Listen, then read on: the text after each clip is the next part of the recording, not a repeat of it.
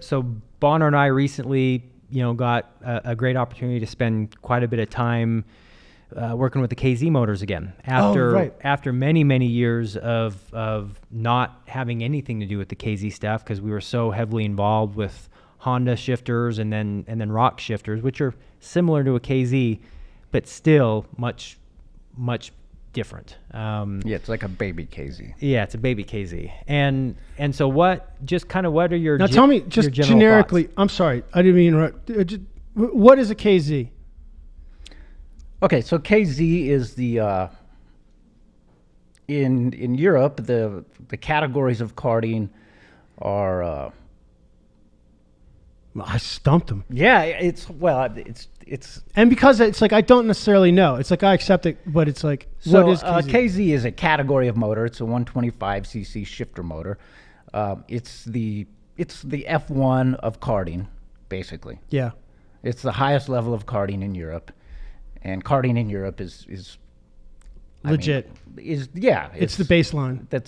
It's where all the factories are. It's sort of like F1 and IndyCar. Right.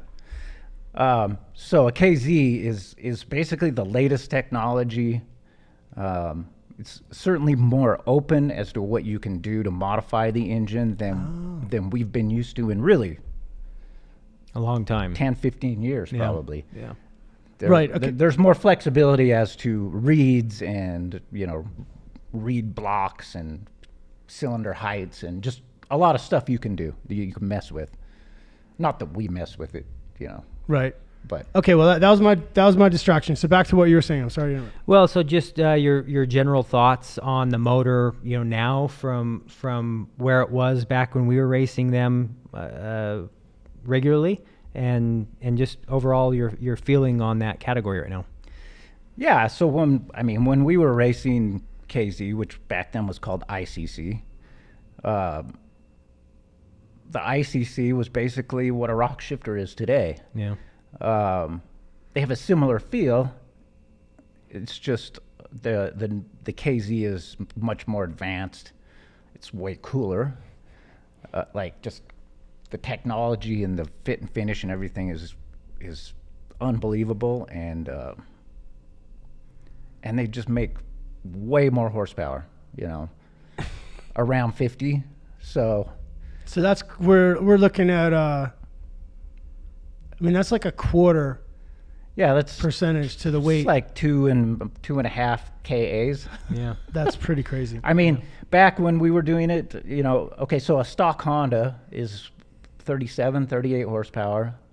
A rock shifter's probably in the 41-ish, yeah. And Hannah's KZ was close to 50, I believe. That's crazy. And horsepower numbers, we may hear something about this, but horsepower numbers on this dyno or altitude or sea level, they're all over the place. And really the numbers don't make much of a difference for the drivers unless you're being driven by on the straightaway, I guess. Right. But it is, they're crazy fast. Given the fact that I drove one a couple weeks ago for the first time in a long time, it was astonishingly quick and a handful. You were wiped. Yeah. Yeah, and we got one session, pre-final on Sunday, 94 miles an hour on the straightaway. What? Hold on. Here. Say it again. Yeah. That's how I thought we were like 87. Yeah. 86 would be a good stock moto number. Yeah, 86, 87 on a stock Honda. 88, maybe 89 on a rock shifter, and we got 94. And this was at Scusa? Yeah. Are you kidding me? That is so fast. It's really fast. Yeah. So that's fast on every aspect of the straightaway. Yeah. And I assume at Newcastle when we get there, there's potential for another mile an hour or two. Yeah, I would think so because it's lower altitudes. Yeah, we'll have more power, and the straightaway is super long. What are you waving at, man? There's nothing there. There is a fly. I'm just kidding. It's like there's a dead bird under the table or something. No, everything's clean. I actually got the vacuum. I got the vacuum out this morning. Real quick, excuse me. Tell me about Newcastle and why. What about the straightaway, or how long is it there? How much chance do you actually have to get? And then plus, it's probably 1,800 feet above sea level. What do you think? Where's Newcastle? It's in Indiana. It's probably It's probably close to sea level. It's probably 1,200, or it's a lot less.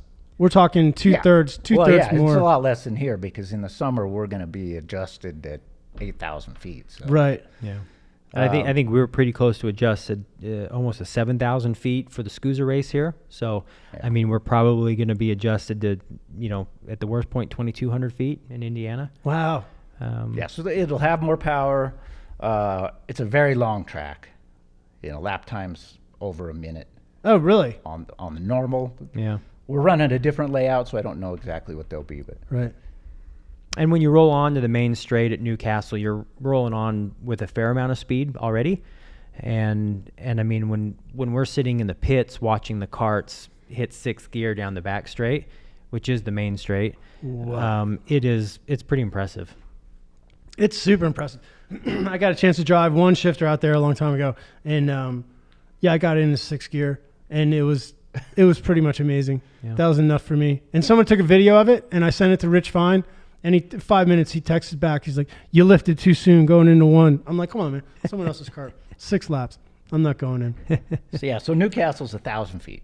Oh, there you go. Yeah. I said 1,200. Yeah, I wasn't far off. It's 1070 actually, so you're even closer. Yeah. Oh, so there you go. Thank you. That was 130 feet. That's not too bad. It's like the Rain Man over there. 246. Yeah, definitely 246. There's 4 left in the pack.